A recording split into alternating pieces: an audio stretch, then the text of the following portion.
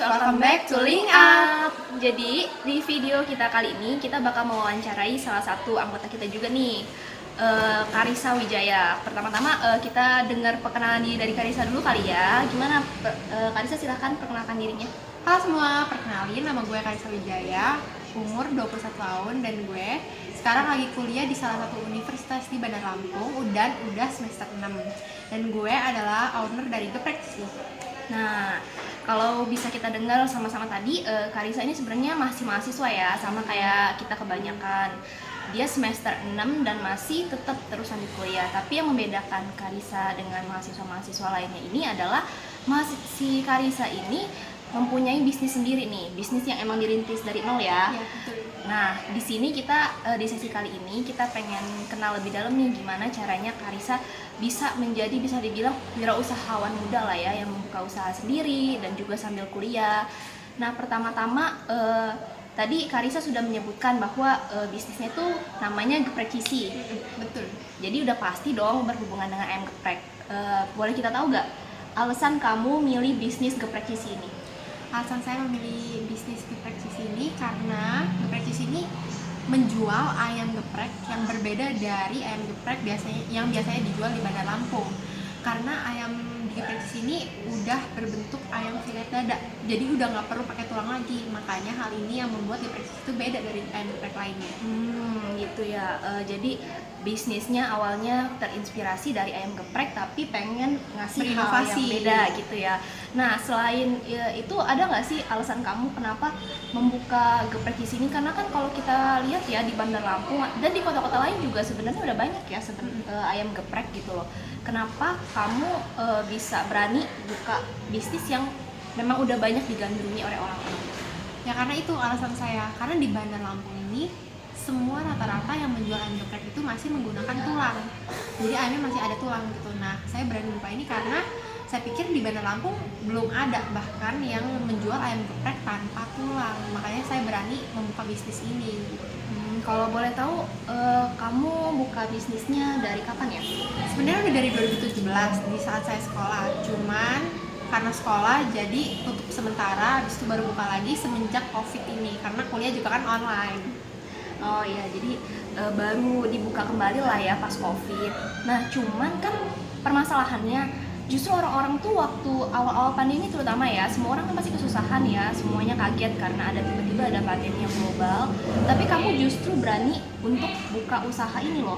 Bisa dibilang masih dari nol juga karena kan sempat vakum tuh ya beberapa tahun. Jadi kan pasti konsumennya juga mulai dari nol lagi, merintis dari nol lagi. Nah, apa kiat kamu sampai kamu bisa berani buka usaha lagi gitu, dan juga gimana sih tips dan trik dari kamu supaya usaha kamu nih tetap ada dan berjalan sampai sekarang loh ya? Iya. Gimana coba? Jadi saya membuka geprek lagi karena saya kuliah online dan memang lagi COVID. Karena kebetulan juga COVID ini membuat orang-orang secara terpaksa makan di rumah aja gitu kan. Jadi kesempatan banget bagi saya karena saya juga belum punya tempat dine-in. Jadi semuanya masih via online gitu. Terus untuk tips and triknya masih bertahan ya dengan mengeluarkan menu-menu baru. Kayak setiap bulannya ngeluarin menu terbaru geprek, kayak kemarin ada yang mentai, ada yang salted egg, terus ada yang matah gitu. Pokoknya biar orang nggak bosen lah sama geprek isi gitu. Makanya itu yang membuat mungkin orang-orang juga tetap jadi bertahan ya, jadi berlangganan di geprek isi gitu. Nah, kan Geprek Kisi ini bisa dibilang udah punya pelanggannya sendiri ya. Jadi kalau misalnya mau jalan lagi juga ya tetap aja. Tapi kira-kira kamu ada nggak rencana ke depannya buat bikin usaha baru?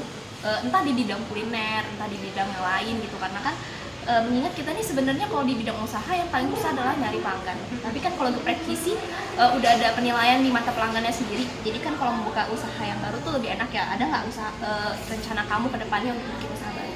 Kalau rencana mungkin ada ya, karena saya juga sebenarnya suka di bidang baking. Nah, mungkin bisa jadi kesempatan saya tuh untuk berinovasi. Ini jadi Geprek Cici tetap jalan. Terus juga nanti mungkin ada baking juga, saya juga belum tahu sih. Tapi untuk saat ini saya mau fokusin dulu di Geprek Cici aja dulu. Mungkin kalau untuk next time atau nggak tahu kapan bisa aja kalau saya buka bakingan gitu. Sebagai info tambahan buat teman-teman nih, sebenarnya di Geprek Kisi ini kalau yang saya tahu udah ada juga nih yang menjurus ke baking gitu, tapi dalam bentuk tetap bentuk nasi gitu kan.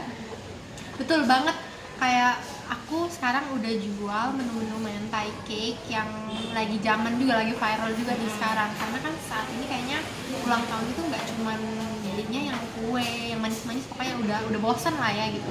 Makanya saya berinovasi juga mengeluarkan menu-menu kayak mentai cake, salted egg cake. Jadi ya itulah yang bikin orang-orang datang aja terus walaupun mereka belum coba makanan nasinya, rice bowl-nya gitu kan. Tapi dia orang bisa buat untuk beliin temen atau untuk makan sendiri pribadi juga bisa gitu. Nah iya, nah jadi dari geprek visi sendiri tuh jadi bukan cuma menunya rice bowl doang ya, tadi ada beberapa varian.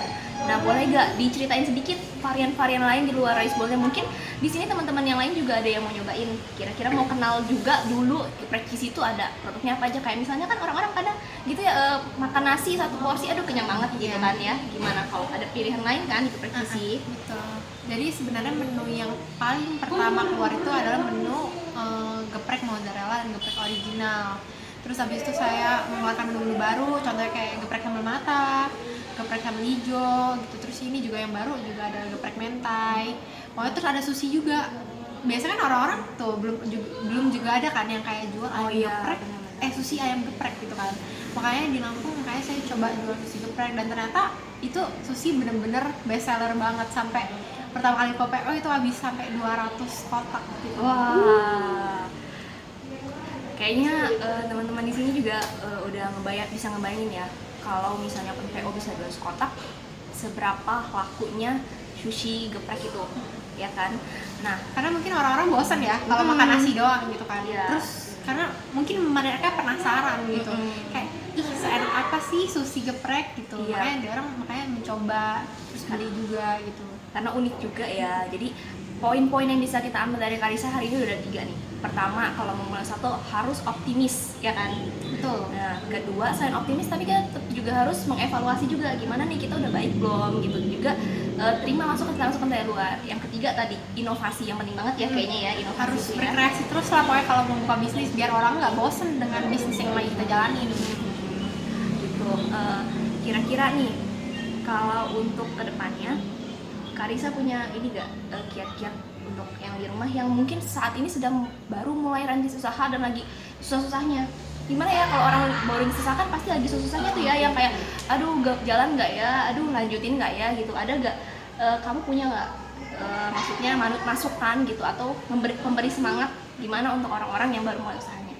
Pokoknya kalau untuk para pebisnis yang lagi struggling nih sama bisnisnya gitu, ya kalian tetap nggak usah menyerah. Mendingan kalian cari inovasi terus, kayak misalnya kalian lakuin promosi melalui Instagram Ads, atau kalian minta tolong teman-teman kalian sharing bisnis kalian, atau masih banyak lagi lah iklan kan sekarang iklan udah banyak banget ya. Itu kalian bisa cobain satu-satu gitu.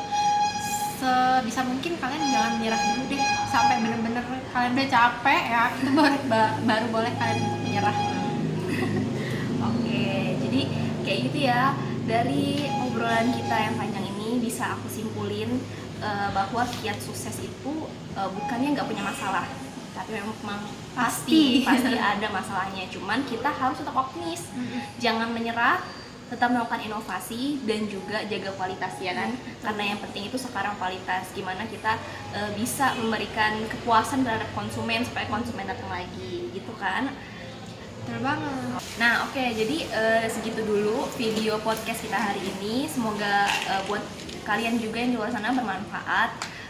Jangan lupa untuk like, comment, Subscribe, dan terima kasih sudah menonton. terima kasih semuanya.